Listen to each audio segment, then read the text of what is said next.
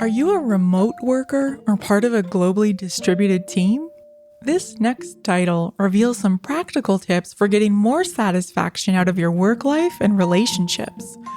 Welcome to Audiobook Reviews in 5. This is Yana, also known as Jana, and in today's episode, I'm reviewing Remote Work Revolution, Succeeding from Anywhere by Tsedal Neeley and read by Marisha Tapera.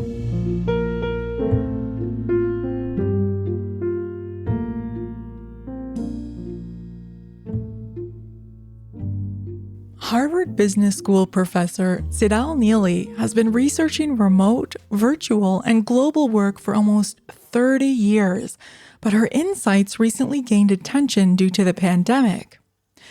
As many of you personally experienced, the last year has amounted to a giant, unplanned experiment in remote styles of work. In this book, Neeley's discussion about trust helps frame the core challenge many of us face when working remotely. How do we trust colleagues we rarely or never see in person? Neeley explores how remote colleagues are likely to work together with a relatively shallow level of emotional trust and a level of cognitive trust that is relatively intense.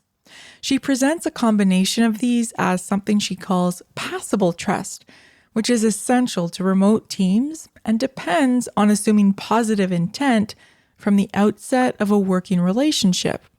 Swift trust is possible and can be reinforced over time with positive working experiences, but also tends to come easiest to those who value individualism and those who are task-oriented. Rapport building takes many forms, but it's fundamental to strengthening trust.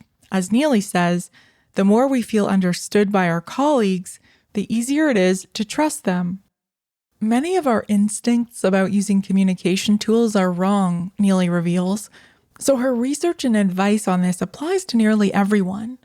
One of our most common mistakes stems from our attempt to recreate office environments in virtual spaces.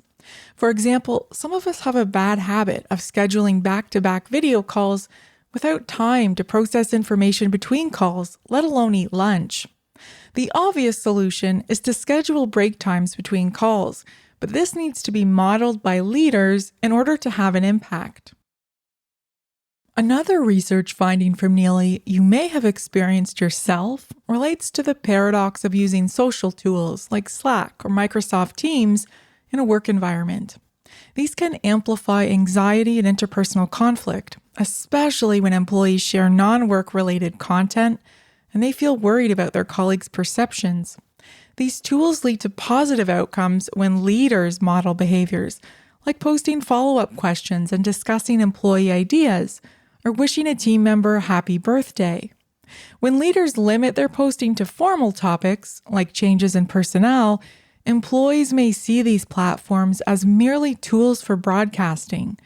Unfortunately, this means that organizations won't achieve their goals of increasing employee engagement and collaboration, which is often the reason they introduce social tools in the first place. Neeley's advice on language is also deceptively simple, but will take some practice. For example, English is increasingly the standard language of global business, but organizations and teams comprised of non-native English speakers need to be careful about communicating with simple, clear English and avoid using idioms or slang. This is surprisingly challenging for native English speakers, since we tend to sprinkle expressions throughout our communication without thinking much about it. So far, the advice I've shared from Neeley might seem like common sense, but I've personally experienced every challenge she mentions, and it's often the result of good intentions combined with assumptions. Leaders and employees both have to reevaluate their actions and deliberately practice more effective communication, but that isn't intuitive. Perhaps the most important takeaway from this book is that conflict and disagreement are essential to building successful teams, as long as communication remains respectful. Teams who avoid conflict may initially appear successful, but they're destined to fail. Working in a remote or globally distributed team means you can't lean on face-to-face interaction. You truly need to understand the nuances of communication styles and tools so you can disagree productively and work towards solutions rather than merely avoiding conflict. I enjoyed Marisha Tapera's engaging narration style, but this book is a bit more academic than I expected. I found myself wishing that I had a hard copy to highlight and write notes in. If you do purchase this audiobook, be sure to download the accompanying PDF enhancement because this illustrates Neeley's research with graphs and additional explanations of important concepts. There's plenty of other practical advice in this book, so I'd recommend it to anyone who works as part of a remote team.